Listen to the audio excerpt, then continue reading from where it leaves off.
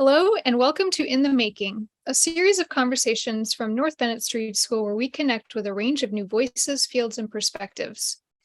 Before we get into our conversation, we want to thank the many supporters that make our programs possible, including the Massachusetts Cultural Council and our partners in craft. Thanks for joining us, everyone. My name is Kristen Odell. I'm an NBSS staff member and host of In the Making. The first of its kind for women in New Hampshire, the Prison Outreach Program, or POP, teaches residents at the New Hampshire Correctional Facility for Women the skills of furniture making and more. They dive into all aspects of woodworking, from being an individual maker designer to working for large construction carpentry companies, with the goal of giving participants a full range of post-incarceration employment opportunities. With us from New Hampshire are Leah Woods and Lynn Szymanski of the American Furniture Masters Institute in New Hampshire. They have worked and continue to work tirelessly on behalf of the women in this system to bring them these workshops. Welcome to you both. So happy to have you. Thanks for having us. Yeah, thank you. Yeah, thanks for being here. And tell us a little thing about yourselves and where you are. And then for our guests, we're going to have a slideshow presentation shortly. Leah? My name is Leah Woods. I am an associate professor of art and woodworking and furniture design at UNH, where I currently am located. This is in Durham, New Hampshire. I'm also a woodworker. I make furniture, sculpture. Yeah. Thank you. Hi, everybody. I'm Lynn. I am currently in my office at Great Bay Community College in Portsmouth, where I'm the director of workforce development. I'm also a woodworker, furniture maker, and I've been involved with this practice for 30 years, which I just figured out and still can't believe. Wow. And my studio is in Rollinsford, and which I share with many current North Bennett students and graduates. So happy to be here today. Thank you. Leah, are you in that same workshop? I was sharing studio space with Roger Myers, and I have been renovating my garage to turn it into a wood shop. So now I'm able to work at home, which is pretty awesome. That's so great. And Leah, did you say how long you have been involved in this program, in the POP program? I've been involved in the POP program since 2018. I inquired first about the possibility of being able to have a woodworking program in a women's prison in 2009, but not much happened between 2009 and 2018. Yeah, okay. We're going to start our slideshow presentation, and we will get all of this information and more along with your images. Does that work? All right, so as Kristen mentioned, POP teaches woodworking, furniture design, and building skills to incarcerated individuals. This is a program put on by the New Hampshire Furniture Masters, and the program started in 2001 at the Men's State Prison in Concord, New Hampshire. In 2012, we started a program at the Men's State Prison in Warren, Maine. And in 2021, we started the same program at the Women's State Prison in New Hampshire, which is called the New Hampshire Correctional Facility for Women. And this program at the women's prison has been primarily organized by Lynn, myself, and the third person on our team, Mary McLaughlin. So if you want to go to the next slide. So what you see here, the Furniture Masters have a gallery in Concord, New Hampshire, and every year we put on an annual POP exhibit. The work that you see in this gallery is primarily made by men in the state prison in Concord. And as you can see, the work is outstanding. It's technically and it's technically very, very well constructed. The men come up with their own designs, and they're able to work on the pieces for as long as they want to, and then they're able to show it and sell it if they so choose to do so. You can go to the next slide. Mhm. This is the same gallery space looking the opposite direction. And what you see in the image on the right, located on the table, those are all of the objects made by women in the women's program. They were made primarily between July and October of 2022. So you can go to the next slide. So here is a closer look at some of this work. I began teaching in October 2021. I run classes once a week for 3 hours. And right from the very beginning of teaching these woodworking classes, the women expressed interest in making work that was very personal. I began the class by teaching how to carve a spoon, and then the second project was a hinged box. And I don't wood burn, and so I brought in wood burners and helped the women to learn how to use them, but incorporating the wood burning and incorporating these positive affirmations was something that was completely driven by the women. All the work is made for their children, their spouse, or their mothers. The image that you see in the middle, that's an urn made by one of the students. The image on the bottom left, what look like letters, those are bookends that a student made dedicated to her children, so they're their initials. The image on the bottom right, that was a plaque made by a woman that was dedicated to her parents. And so the content of the frog and the ice cream cones relate to their personal experience as a family. And so I've been teaching since 2004. And this was the first time teaching in the women's prison when I was really moved by how important it was for the women to personalize the objects that they made for their family members. And usually what they do is they'll make an object and then they'll have it sent to their family. You can go Let me just ask you a question about this. And I also will, once we get into more conversation about the program differences, I will want to go back and show the gallery shot just to show, like, you know, the quality, the not the quality differences, obviously, but the you know, what's possible there. But a question about this, you had mentioned that when in exhibiting their work, I think you mentioned this at one point, that they end up sending a lot of this work to their families instead of into exhibition. Is that correct? Well, when I first mentioned to the women in July of 2022, that began session number 3. Lynn and I created a syllabus loosely based on a college curriculum. Our classes are 12 weeks long. And so session 3 began the middle of July 2022 and ended the beginning of October. And one of the options during that 12-week class was that the women could make pieces and could put it in the exhibition that we organized for the end of October. So I was beyond excited to share with the women that we finally had a date and a space to have our exhibition.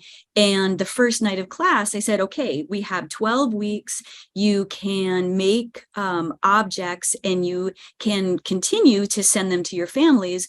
Or if you choose, you could show and or sell your object in the gallery. And if it sells, then you get a portion of the retail sale. And because making work and showing and selling work in galleries is the world that I work in, I thought that I assumed incorrectly that they would also be really excited about this. Well, when I told the women, they all looked at me with blank faces. And it was one of many moments where I realized, right, of course, making work, the world of art, interacting with galleries is not something that these women had experience with. And so when it came time to make the work and put it in the gallery, they were a little reluctant. One woman said to me, why would anybody want to spend money and buy my object? Another woman said, is this exhibit going to be up for a day? Who are the people that are going to come into the gallery? Like, why would anybody come into the gallery? Those are all completely reasonable questions.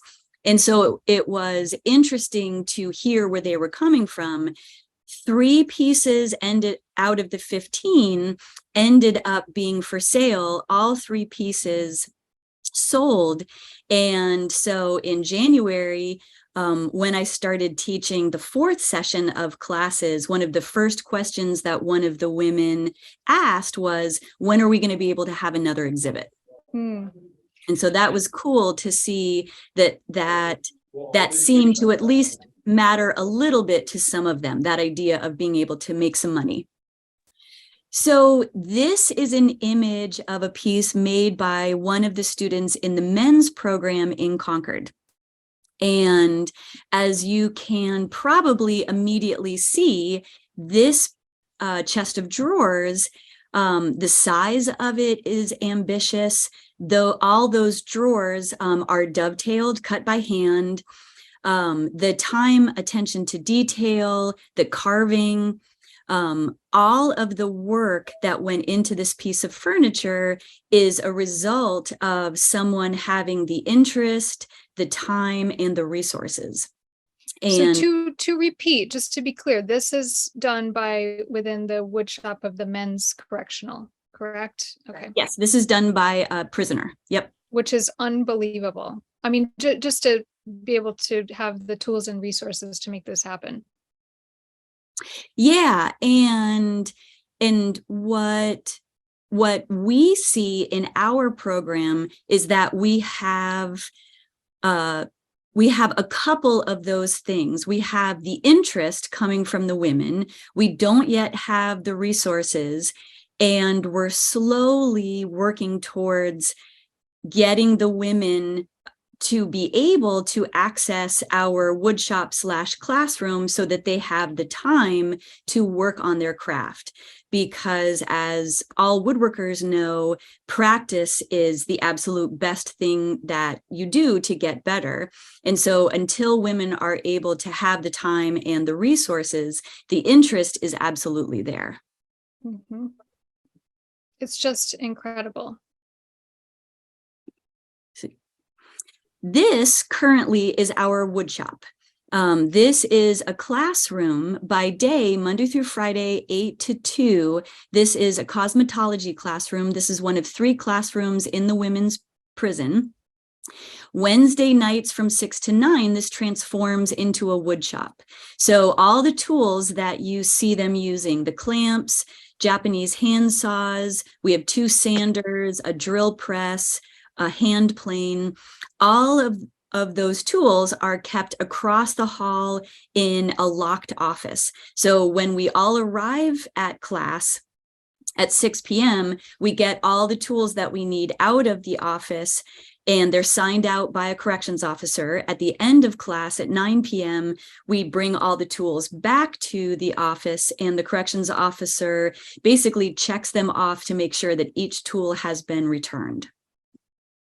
Can we pause here? And I want to ask you something that you, I've heard you say before. Cosmetology, I mean, this is a facility for cosmetology. That is a very popular program in this correctional institute because you can be certified during incarceration. Is that correct? Correct. Yep. You can, Right. You can receive your license. Yep. Are there other programs in these correctional institutions that also have that accreditation or degree? Not that we know of.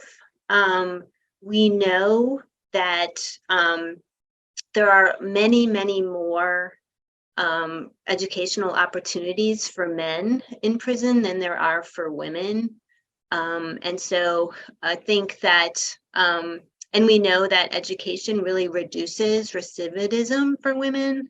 And that one thing that we are hoping with this project is to give women the skills to have a living wage in New Hampshire.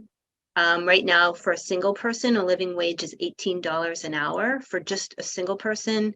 And if you have a dependent, that goes up to $36 an hour. So I think we're hoping to give people the skills to get on a career path to make that living wage, as opposed to working either a minimum wage job like in retail or in a lot of the low paying, caregiving roles that women are usually steered into, which are obviously crucial, but yet they don't provide a living wage to support a family. Mhm. So you can go on to the next slide. Okay.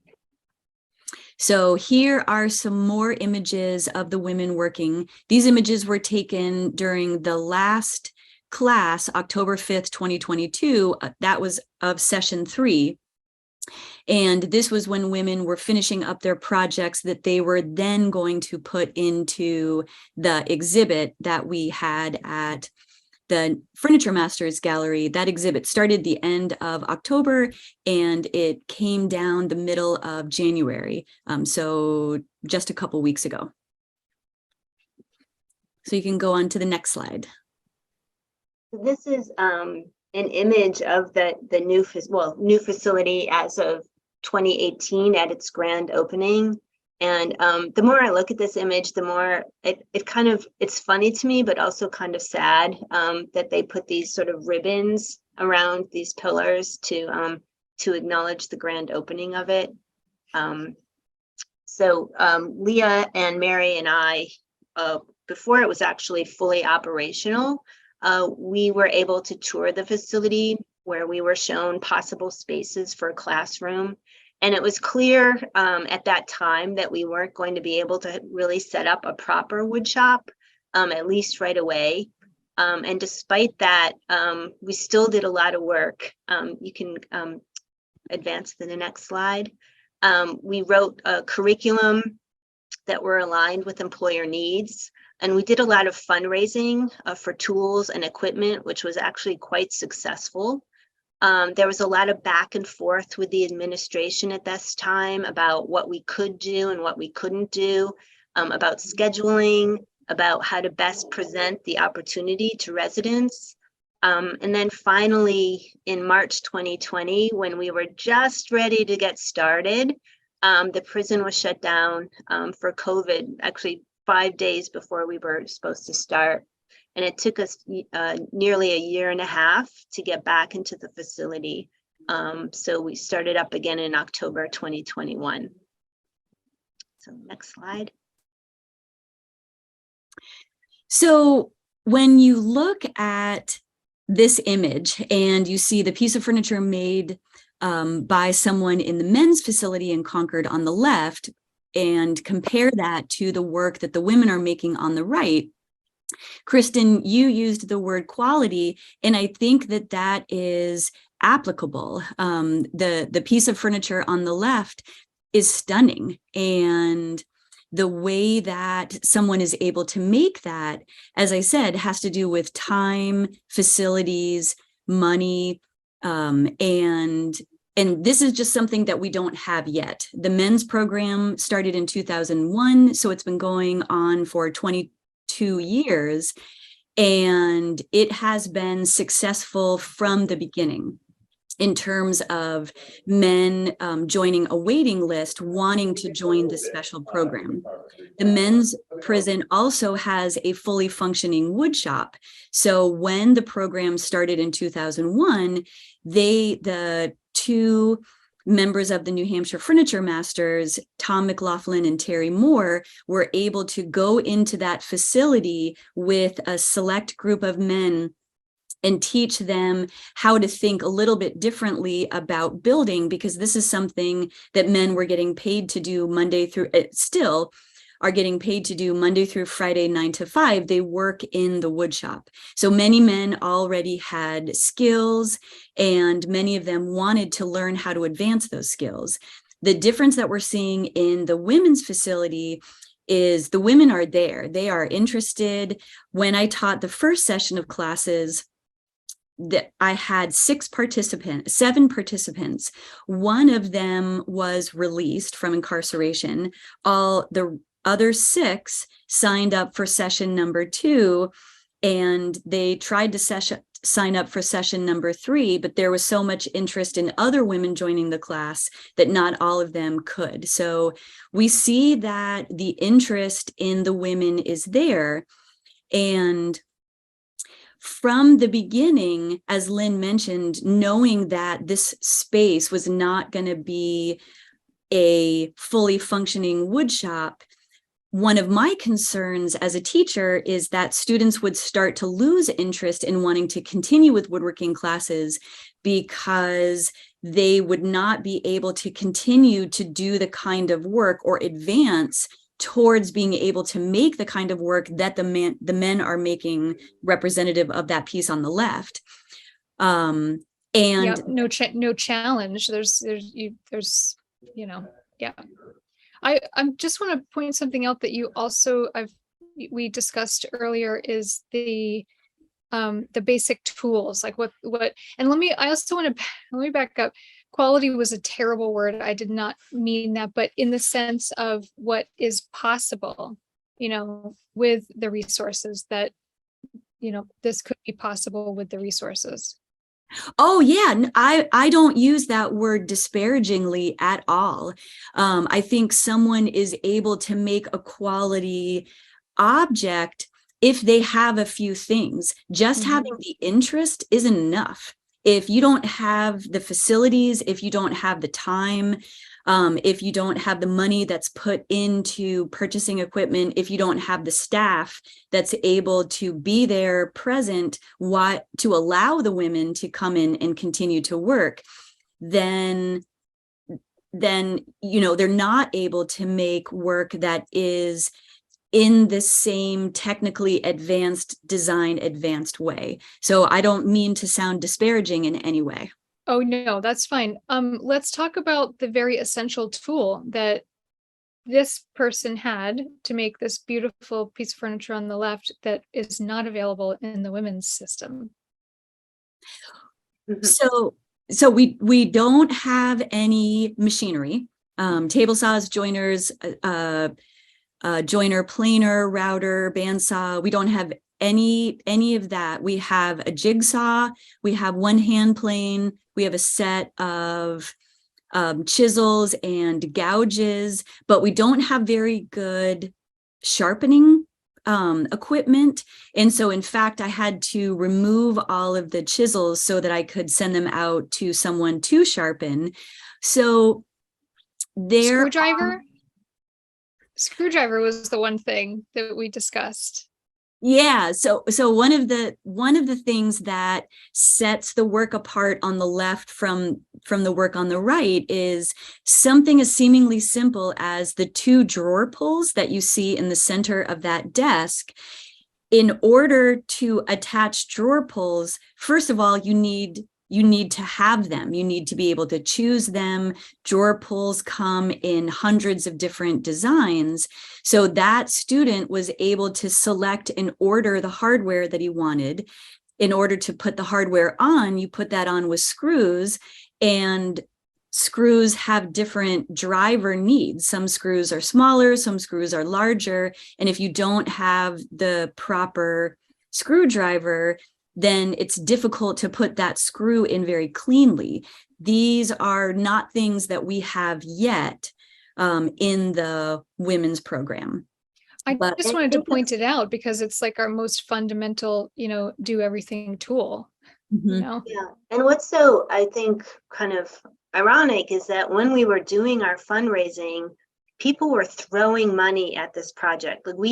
Having money to purchase any equipment or tools is not a problem for us. It's just that we don't have any place to put it right now. And there is a plan to have a new facility on the campus for the women.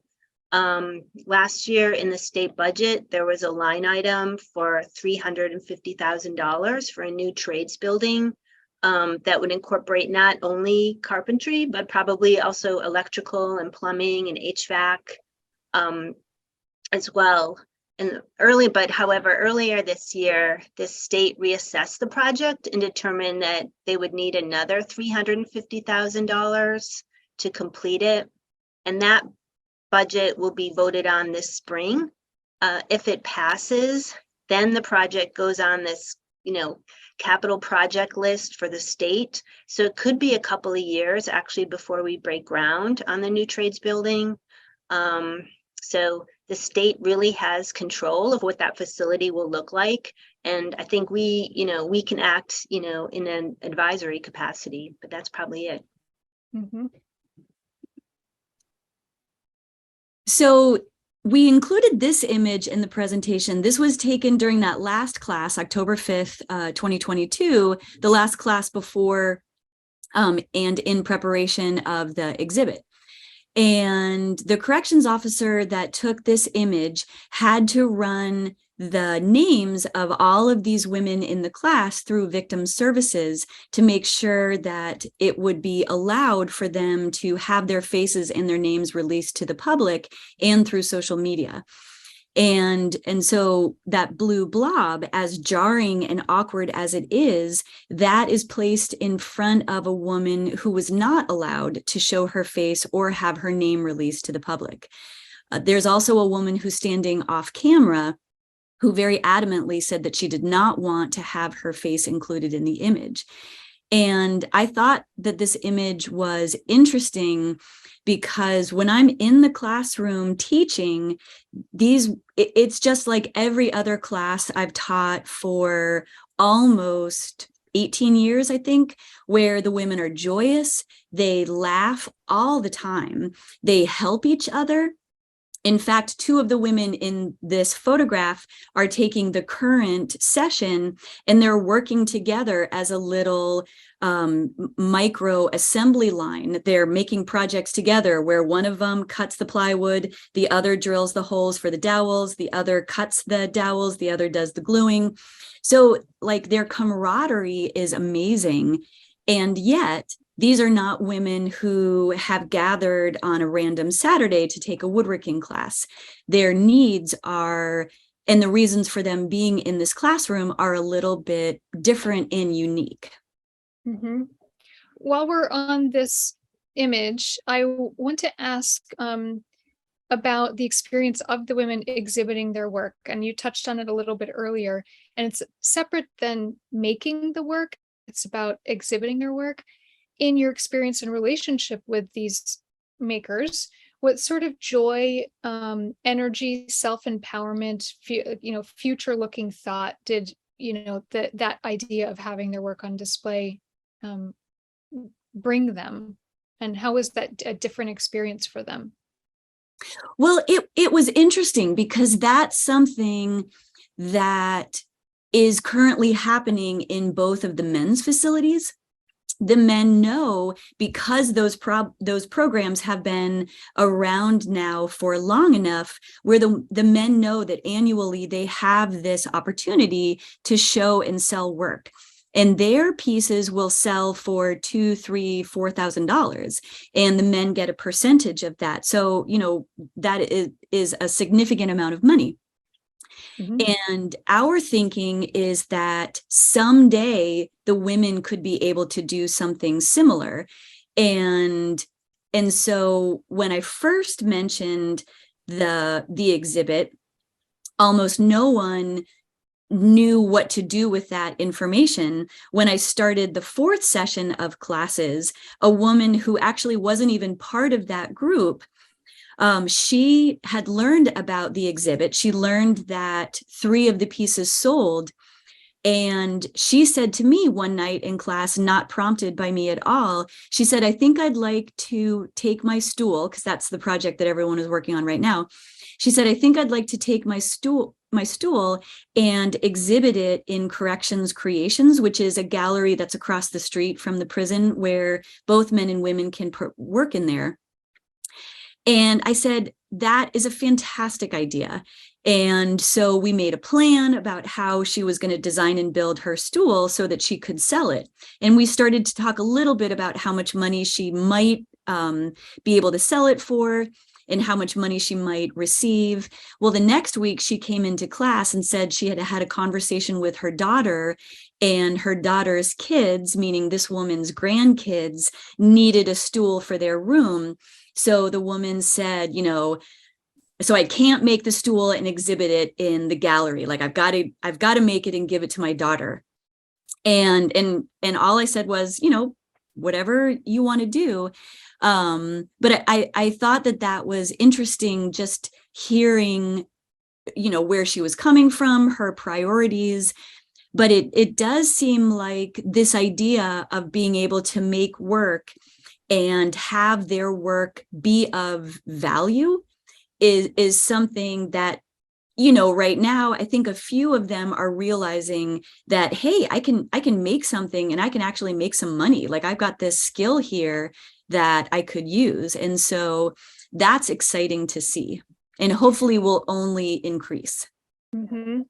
I think as craftspeople, like it's really easy to assess our skills, right? You can look at what I've made and quickly make a visual assessment of those skills, which I think we've already done here. And there's a lot of learning that happens in the wood shop also that might be harder to assess, skills like teamwork and communication and leadership. And those are all skills that are of equal value to employers. And I think Leah does a great job of creating space for that type of learning. So that's a good segue into my question of it's 20 years that the men's program has on the women's, 21 or 20 years.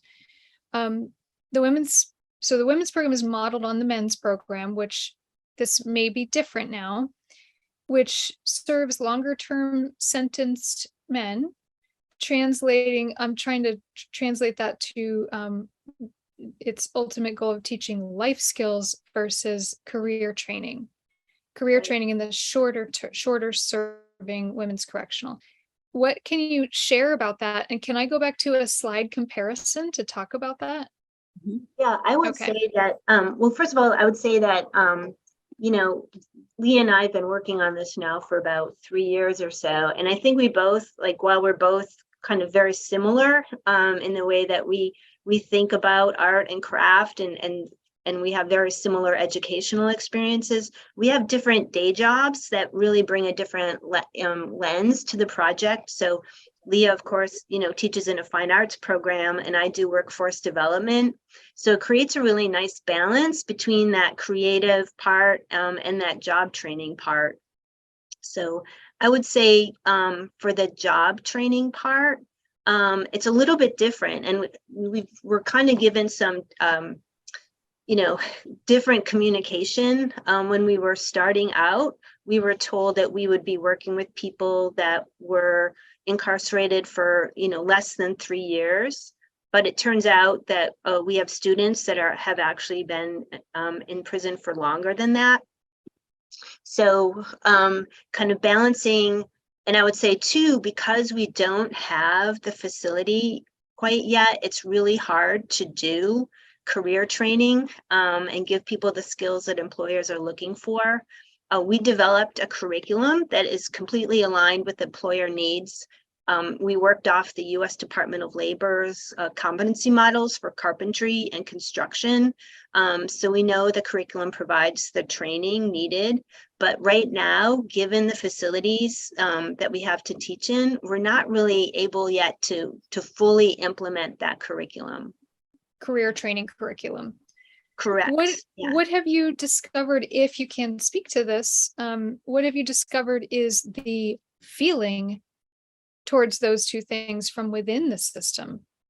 is it just expected that, one system all of these programs are for, life skills, not necessarily career skills? Yeah, I don't know, like within the system, what the expectation is. I mean, I know from a policy perspective and from a funding perspective, people are interested in career training. And from that aspect, I think, there's so much research that's been done that knows that giving women education reduces recidivism, and that's kind of the point of this type of training. But we also know that women really have different needs than the men. So they come to incarceration with, treatment of past trauma, substance use disorders. Many are trying to escape poverty, and they're trying to meet the needs of their children, right? So given all those needs that women face, a job is just one part of successful reentry, right?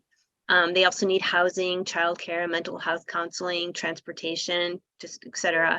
And so we as just, woodworkers, we can't take on all those needs, but we can take on this one part of reentry through education and training. Mm-hmm.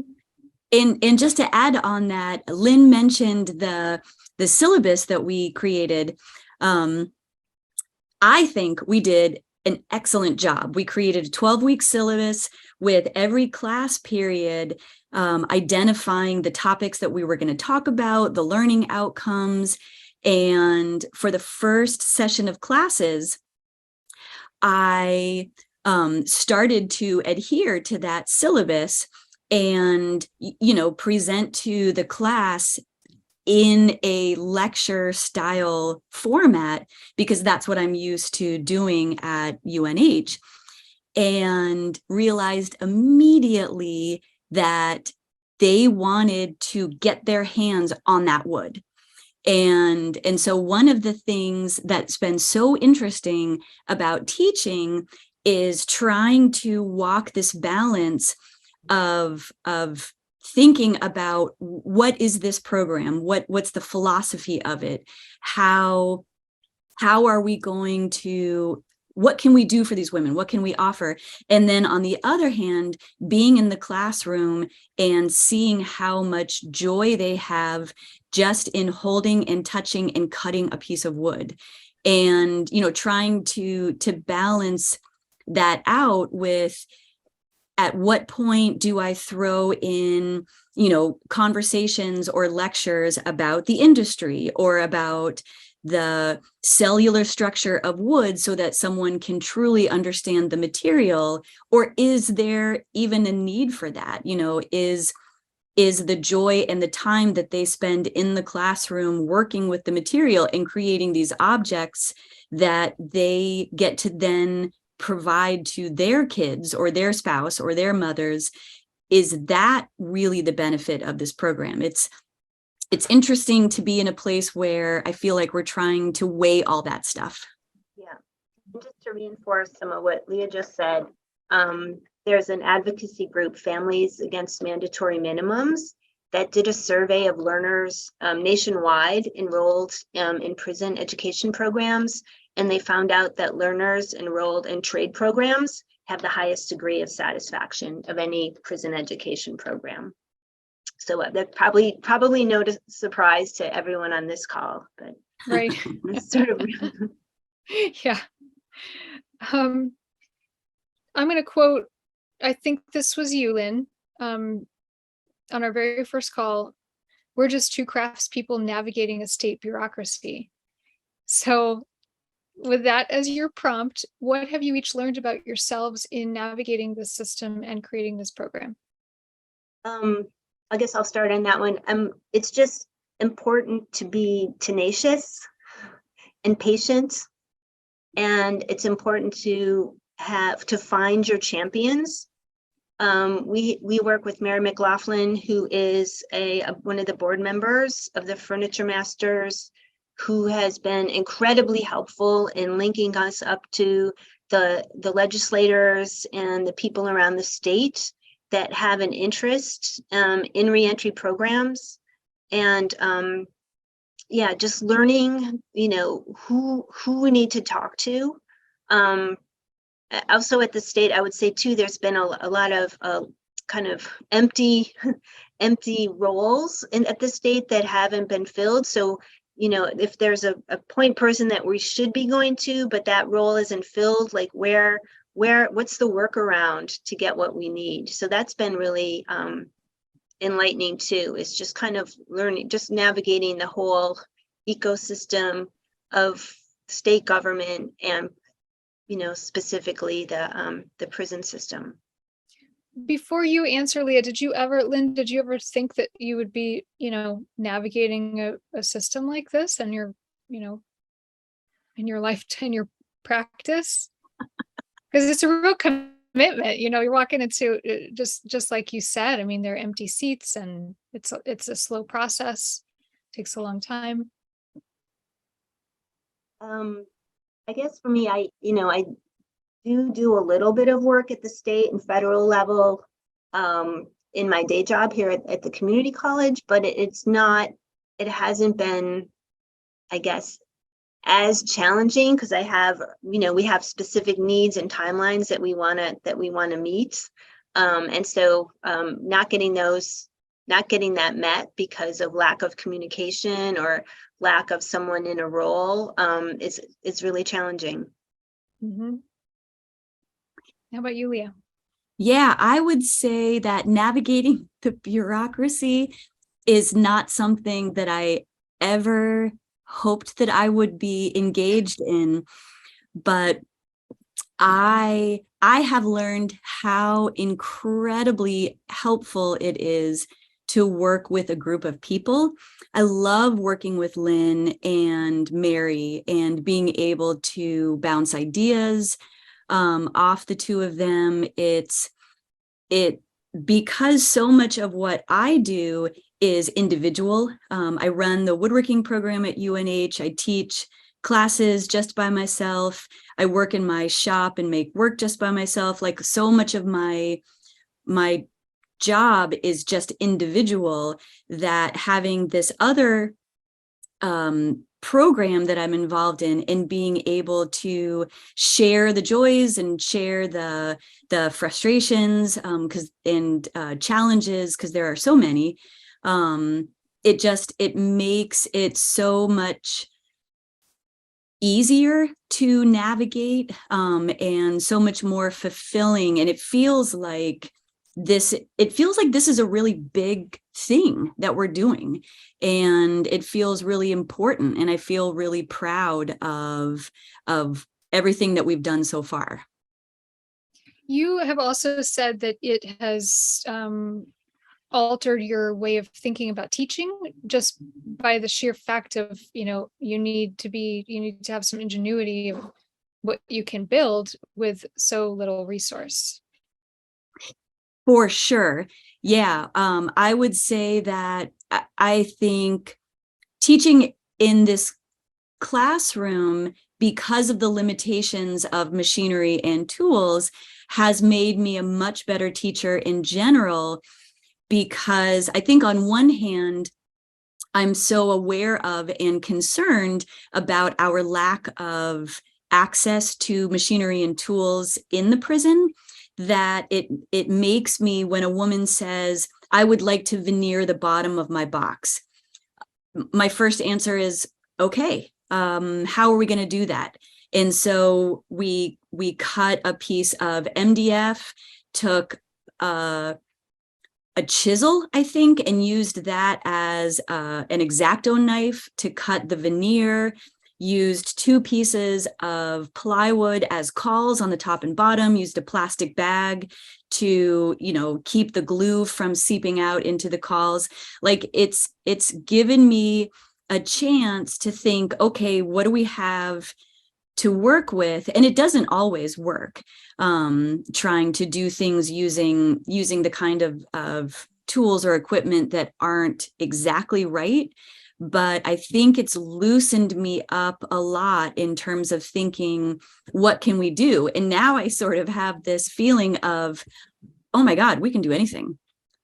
You I know, think too that's, as craftspeople, we experience that too, especially when we're starting out. Our shops are not always fully outfitted with every single tool and piece of equipment that we need, right? That takes years of procurement. And so we just try to figure out how to do something with what we have. So I think that's a really great skill that these women are learning very early on. I'm going to stop our screen share and get to some questions just between us. And also our guests, please, any questions you have for Lynn and Leah, now's your time. So you just reminded me of another question I want to add on before the last question is, what do you, as far as what you are passing on to these incarcerated women, what is like that level of ingenuity, just problem solving with the wood calls and how do you veneer the bottom of a box? What would you hope that, what's like one great thing that you hope that you are imparting on their lives? I guess for me, I want to see these women get a job immediately upon release. I'd like to, and more generally, I'd like to challenge ourselves to rethink our workforce system. So the emphasis is not on getting a degree, but on documenting and sharing one's skills and competencies to make good jobs available to all. So it doesn't matter that you have a degree. It shouldn't matter that you've served time.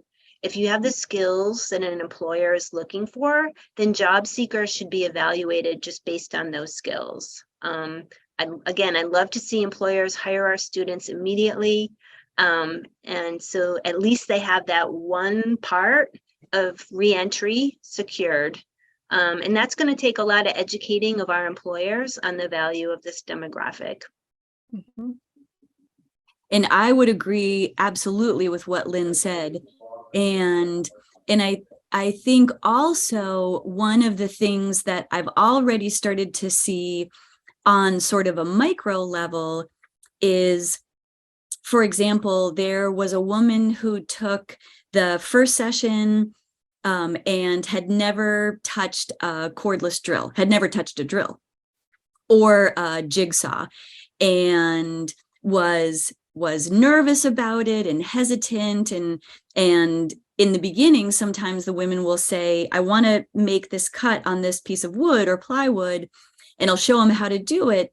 But there's some hesitance. And so I'll say, do you want me to cut it? And they'll say, yes. So that happened a bunch of times.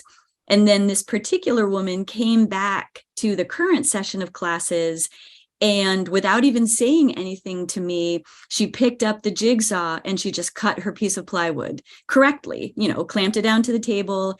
And so to see that development in terms of the ability to remember how to use something, to build up that confidence of I'm afraid of this thing, now I can do this thing. I've seen that in a couple of the women. Sometimes I've seen it happen already, that I'll show someone how to do something like, this is, if you want to mark how deep to drill a hole in a piece of wood, you can put a piece of masking tape around your drill, and then you can watch and you drill down to the top of the masking tape.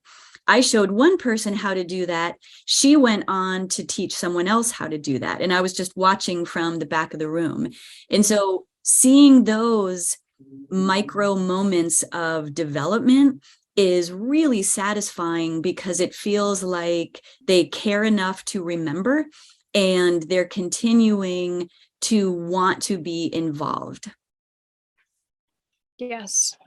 It's also just, I'm sure that you see the empowerment that comes along with just, no matter how small the start is, if you're building a small box, you built that with your hands, and just the confidence that comes with that, and stews your imagination on what is possible for you to build. You could theoretically get to a place where you can build your own roof over your own head. if there's actually equity in that, which we know that's a whole different conversation, but just the idea that you have that capability must be huge to witness. Absolutely. Yeah. I felt it myself even, right? Over the years as a woodworker. Right. Yeah. Learning to, plumb your own bathroom or do all the things that we do with our own hands. Mm-hmm. In your dream of dreams, heart of hearts, what is your ideal future for women's pop? And then there's a second question part of that. What can we as your guests do to participate or help in any way? Well, I would say my dream of dreams is to have a fully outfitted and functioning wood shop where the women are able to, should they choose, to work in that wood shop to make money Monday through Friday, 9 to 5, just like men are able to do.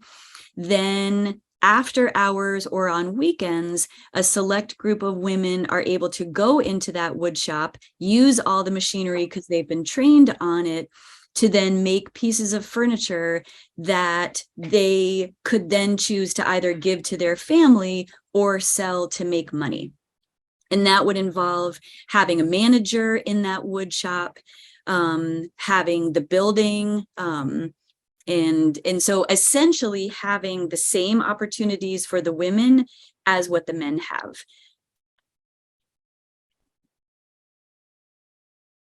Yeah, I guess for me, I just see this as one very important part of a reentry program. So while they're there, I'm hoping that it is everything that Leah is describing. But I also want them to leave, with the confidence and security that they have the skills to change their life. I think, in the bigger picture, I think, that this idea of incarcerating people or denying them good jobs when they are released, that the economy suffers, right? We have approximately 5 million jobs to fill in the United States right now, and excluding these individuals because of a conviction or an arrest record is, it's bad for business, it's bad for the economy, and it's bad for these women. And I guess, yeah, also to add on that, one of the things that I say to my woodworking students at UNH is when I teach an intro to woodworking class, I'm not hopeful that everybody's going to go on to become a woodworker. That would be awesome. And I think the world would be a better place if they did. But I think learning woodworking is about learning how to use machinery. It's about thinking, planning, time management, being creative in so many different ways, challenging yourself to see what it is that you can do that you didn't think was possible. But then once somebody does all of that, those things are applicable in so many other fields. And so I think both of you already stated this idea of like being able to build on those skills. Like, I didn't think that I could make a stool, and then I used a jigsaw, a drill, and some dowels, and I put these pieces of plywood together. I made this stool, and I kind of surprised myself. So here's another opportunity that I don't think I can do, but I learned how to do that one, and I did it pretty well. So maybe I can tackle something in a completely unrelated field that still goes through all of those same kinds of steps. Yes. Each one informs another. Absolutely. And I also want to just comment, the continuous thread through this entire program and what we've been talking about before this and what we'll be talking about after this is, and that you saw in the slides and the images from the women's correctional compared to the men's correctional, is equity. That's just the bottom line. And you just touched on it with reminding us that the men's correctional facilities, they are working and getting paid. They get to sell their work. So I just wanted to say that loud and clear, that this whole thing is about equity. Is that fair? Yeah, absolutely. Yes. Absolutely. Yeah. Mhm. And I would encourage our participants to champion and normalize fair chance hiring, hashtag normalize fair chance. It's built on the principle that job candidates be evaluated on their skills and competencies and not on their past convictions. So when people with records have access to economic opportunities, they perform the same or better than their peers, and they have higher retention rates at work. So fair chance hiring. Thank you. And I would say one of the things that I've started to think about in a way that I never did before was the idea of incarceration. And Lynn, I think you touched on this a little bit. What does it mean to incarcerate someone? And I am far from knowing the answer to that. But it's been pretty illuminating to be working in the prison, trying to navigate the bureaucracy, seeing what it is that the women do every day, and under the guise of punishment or reforming or something. It's just given me a lot to consider. Mhm. I have one last question, and this goes back to the gallery sales, I think. And I think you may have answered this already. What percentage of the sale price goes to the student, and where does the rest of it go? I think, let's say, either both in the exhibitions or the men's correctional program.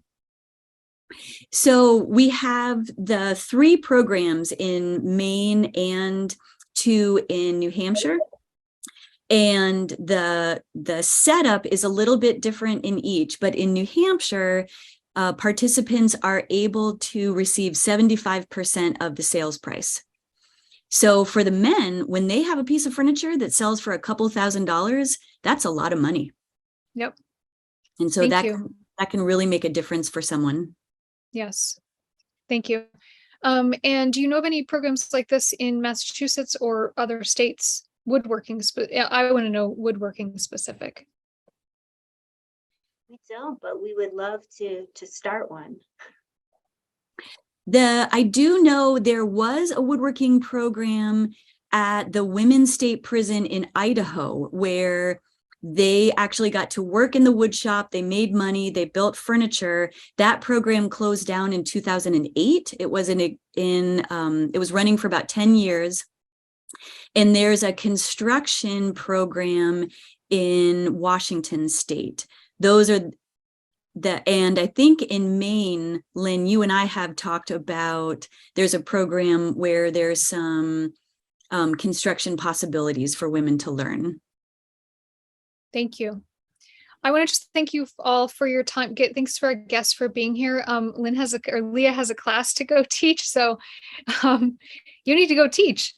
And I just want to thank you both so much for sharing POP with us, and thank you so much for what you do. We really appreciate it. Thanks for having us.